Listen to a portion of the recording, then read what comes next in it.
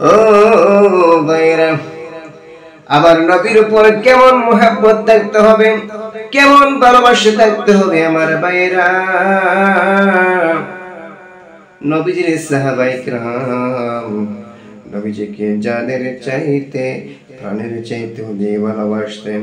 এমনকি নবীজির যুগে গাছগাছালি পাখি সব নবীকে ভালোবাসতেন।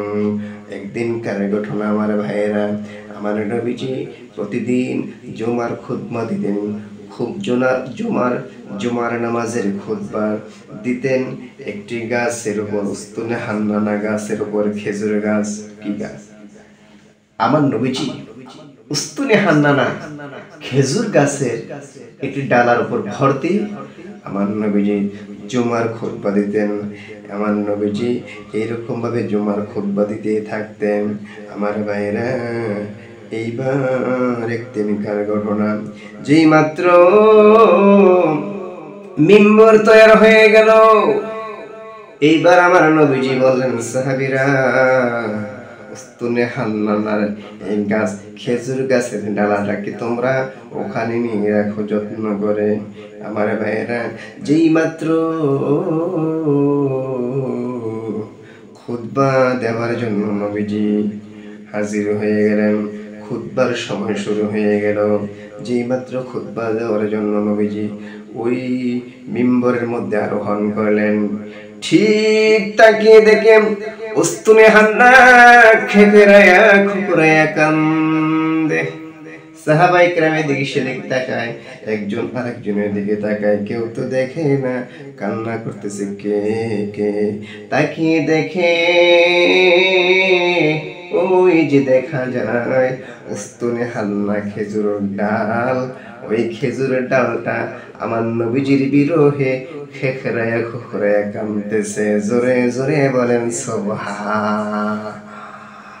বন্ধুরা রে আমার নবীজি বলেন, ও উস্তুনে হান্না, কেন তুমি খেখরায়া খুখরায়া কাঁদতেছো?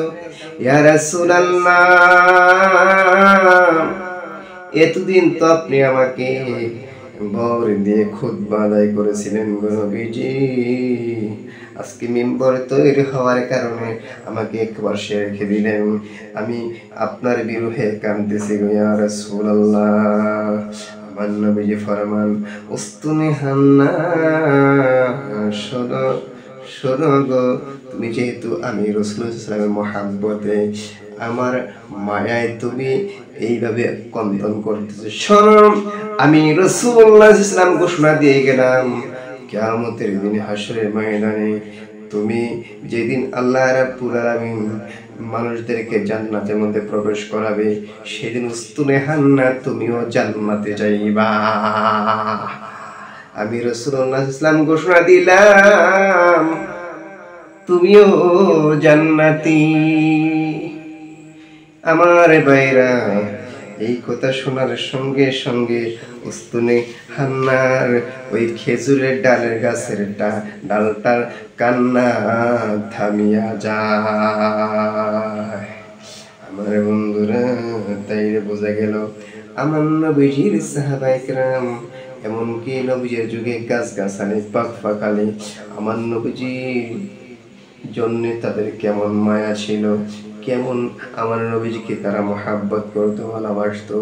ও ভাইয়া, আমরা তো সেই নবীর উম্মত, আপনারা তো সেই নবীর উম্মত। আমাদের নবীজির প্রতি মন ভালোবাসা থাকতে হবে, ঠিক কিনা বলেন?